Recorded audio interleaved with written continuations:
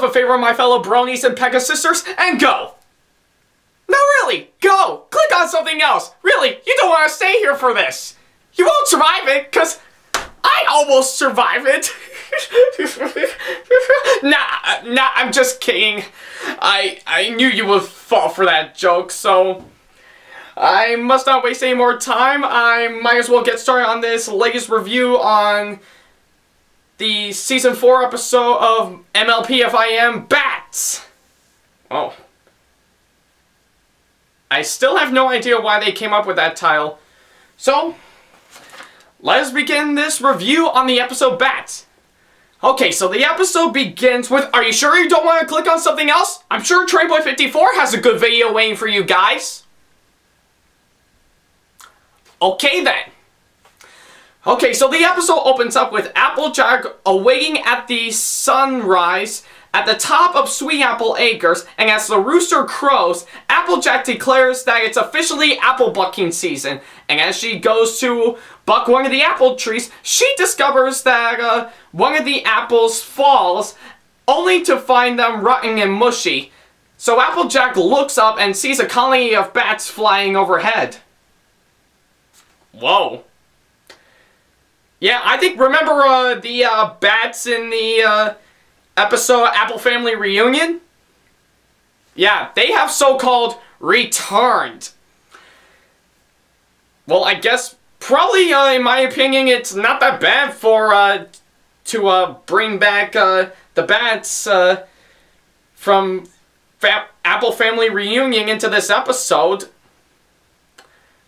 But I have no idea why would they do that. But who cares one bit? This is an episode written by sorry, I almost got her name wrong, but still, this is an episode written by Meriwether Williams. Well, you know, pretty much the woman responsible for the mysterious ne'er-do-well and, you know, the episodes centered around a Batman ripoff superhero trying to steal Rainbow Dash's name, and Spike at your service, who, surprisingly enough, which is the episode that rips off the Phineas and Ferb episode, The Bully Code.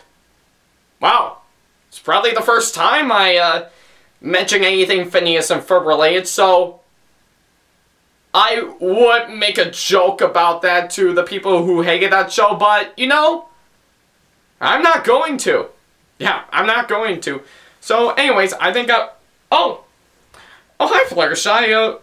I saw you in the corner. Well, you know, I got lots of people watching my reviews, so do you want to join me? Seeing how you are in this episode along with Applejack? Okay. Yeah, you heard it right there, folks. Fluttershy is going to join me for my review. So anyways, moving on. So Applejack summons up her friends for a Sweet Apple Acres code red and tells them that the vampire bats are swarming the orchards. Oh. Well, I do get the idea of what's going on during the opening, but if you have to summon up your friends for Sweet Apple Acres code red, then what does code green, orange, or yellow mean? I wanted to know why. Knowing that she's determined to keep the fruit-sucking bats away from her blue ribbon apple, which, by the way, that apple is really big when I really saw that episode. Sorry, excuse my dead air. Fluttershy proposes that asking the bats nicely to stay away from the apple, but Applejack suddenly disagrees. Actually, you know what? I think of what Fluttershy is saying, I say that is a really good idea. Why can't you just ask the bats to leave and they will do that? That will make 10 times more sense. Alright. So the rest of Applejack's friends, except Fluttershy, agree to the idea to round up the vampire fruit bats when Fluttershy struggles letting the bats have part of the orchard. Applejack beneficially snaps. Okay, no need to get snappy, Applejack. We do get what you're trying to say here. Applejack enhances, Applejack enhances Fluttershy by recalling, Granny Smith's, stories of the last vampire fruit bat infestation. Thinking a moment, Twilight comes up with an idea to stop the bats from eating. Well, I have no comment about that. Oh, and also to the people who've been wanting to know my opinion on the song Bats, I think I have a mixed feeling on the song Bats. Okay, I mean, true, it's, well, which by the way, I do know for the fact that Meriwether Williams is doing a first attempt at writing lyrics for a song for Daniel Ingram to put the music in, but obviously enough, I think she'd rather stick to writing episodes rather than writing songs. Just saying. And, oh yeah, I think I almost forgot to mention for what I heard on the Friendship is Magic wiki website that not only the song and the episode are... sorry. I think for what I understand, I think the episode Bats is centering around trying to be a little bit like Cats. And my reaction to this, to all this is, okay, Meriwether Williams, I see what you're trying to do here with this, but comparing this episode to Bats, one of the greatest musicals of all time, is kind of like comparing the Phineas and Ferb episode Backyard Hodgepodge to Matilda the Musical. And by the way, if you wanted to know my opinion on Matilda the Musical, I think it is awesome, so your argument is invalid. End of story. So, moving on. So the friends regroup at Twilight Sparkle's library, and she highly suggests to perform a spell which will stop the bats from eating the apples, but will require the use of Fluttershy's stare. While Fluttershy is reluctant to use it, her friends convince her once she realizes what's at stake. Wow. First time I ever heard about it. Sorry. First time I ever thought of sorry. Excuse my mistakes. What I gotta say?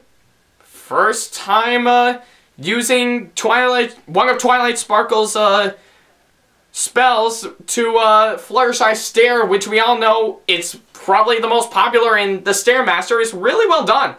And also, I gotta make one bit here. You cannot resist Fluttershy Stare! You cannot resist Fluttershy Stare! Did that establish you long enough? Okay. Alright. Back you go, Fluttershy. Back at Sweet Apple Acres, the main six round up all of the vampire fruit bats onto one single apple tree, and while Fluttershy stares them into submission, which by the way, I gotta do it again.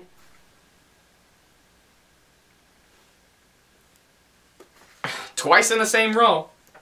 Twilight Sparkle uses her spell on the bats, and afterwards, they refuse to eat the apples. With their mission accomplished, Applejack thanks her friends for their help, and as they go to sweep up all the rotten apples, Fluttershy looks over an apple. Well, don't look at me, Fluttershy. I already ate an apple, and you could pretty much have one later. Okay, right after this review, I'll give you an apple. How about that? Okay. So the next day, Applejack decided to go for a take 2, which I think every character in every animated show needs to use nowadays. On apple bucking day, and as the rooster crows, she sets off to buck some apples. However, she finds that the apples are still rotten, sucked dry of their juice. Whoa. Deja vu-ish. So Applejack rounds up her friends again, with Twilight surprised that the spell didn't work. So the friends track down the vampire fruit bats and find that they're still not eating the apples. Okay, I kind of see what they're getting at. Only to discover that the spell still seems to be working. Twilight asks Fluttershy if any other creature could have done this, but Fluttershy doesn't have any idea. So Twilight proposes a stakeout to catch the true culprit of the act. Okay, if it's something to you... Okay, if they're trying to use some detective work like they did in Mystery on the Friendship Express, good for them. And I mean, what's next? Would they try to predict that American Idol star Scotty McCree will appear in another episode right after Weird Al Yankovic gets a guest star? Or should I say, gets to guest star in another episode? And which, by the way, the brand new episode, Pinky Pride, will have Weird Al Yankovic. I'm so hyped up for that. And in fact, people at Hasbro, please get Scotty McCree to guest star in one episode of My Little Pony Friendship is Magic. I like to see everyone's reaction to that. But anyways, moving on. That evening, the 7 friends walked through the orchards, with Fluttershy remarking her hunger and looking at the apples. When the ponies split up, they saw They see a figure lurking in the shadows, so Applejack signals the others to her location, and to their complete shock, they discover who's been eating the apples, which turns out to be, dun dun dun dun, Fluttershy, or who has been turned into a vampire fruit bat, which is entitled Flutterbat. Okay, first they did Flutterhawk and now they did Flutterbat. I can smell the many fanfics and Facebook pages pouring in. But just be glad she's not one of the vampires from Twilight. Are you, Fluttershy? Oh, I'm glad you're not one of the vampires from Twilight. So the ponies tried to talk to the transformed Fluttershy, or as everyone calls them, Flutterhawk. Yes, I know I mentioned that. Rarity calls her, but she hissed at them in response. Okay, well that seems kind of rude. So Twilight theorizes that when she cast a spell on the vampire fruit bats, it transferred their desire to the vampire fruit bats into Fluttershy through her stare. So yeah, mixing one of Twilight Sparkle's spells with Fluttershy's stare, bad idea! Yeah, some point around in the future, never mix those two ever again. So when Flutterbat flies around, Twilight and her friends gives chase, but easily induce them into her highly bat-like senses. Pinkie Pie makes a comment about Fluttershy's stare, and Twilight comes up with an idea. Let's hope it'll be a lot better than this. So Applejack sacrifices her giant apple to lure Fluttershy into a trap. And when she swoops the apple out of the way, Twilight and her friends surround her with mirrors, causing her to use the stare on herself and enter a trance. So Twilight casts her spell again, and Fluttershy turns back to normal. Very happy to hear that. Oh. Yeah. Well, excuse my, excuse the, voices outside.